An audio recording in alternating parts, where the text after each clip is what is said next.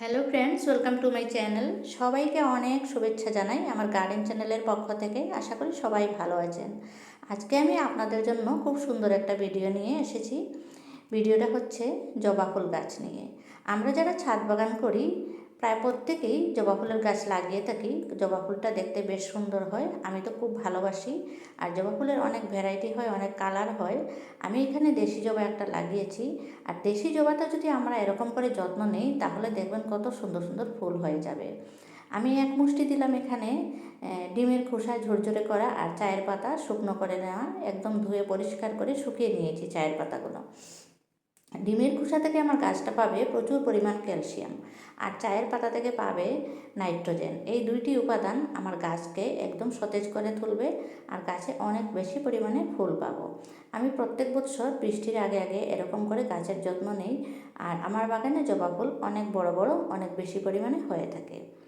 দেখুন, আমি যে খাদ্যটা দিলাম তার অল্প দিন পরে, মাত্র 2 দিন পরের ভিডিও, কুড়ি আসা আরম্ভ হয়ে গেছে নতুন নতুন, আর একটু জলটা নিচের দিকে শুকিয়ে গেছে।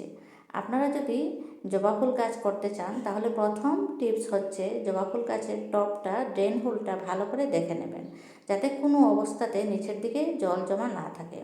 আমার এটাতে একটু জল জমা ছিল, তাই এখানে দেখতে পাচ্ছেন মিলিবাগের আক্রমণ একটু হয়ে গেছে।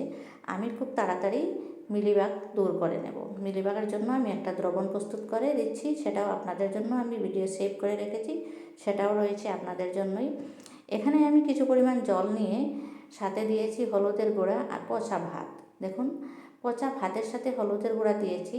তারপরে এই জলটা আমি জবা গাছের একদম পাতার উপর দিকে ছিদ্র যেখানে যেখানে আছে সমস্ত জায়গাতে একদম স্নান করিয়ে দিচ্ছি, কারণ মিলিবাগের আক্রমণ হয়ে গেছে গাছে।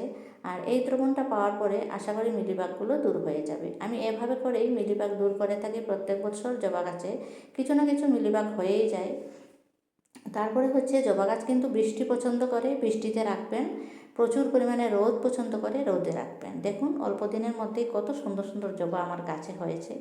ভিডিওটা পছন্দ হলে অবশ্যই লাইক দিবেন, আর আমার চ্যানেল অবশ্যই সাবস্ক্রাইব করে দেবেন।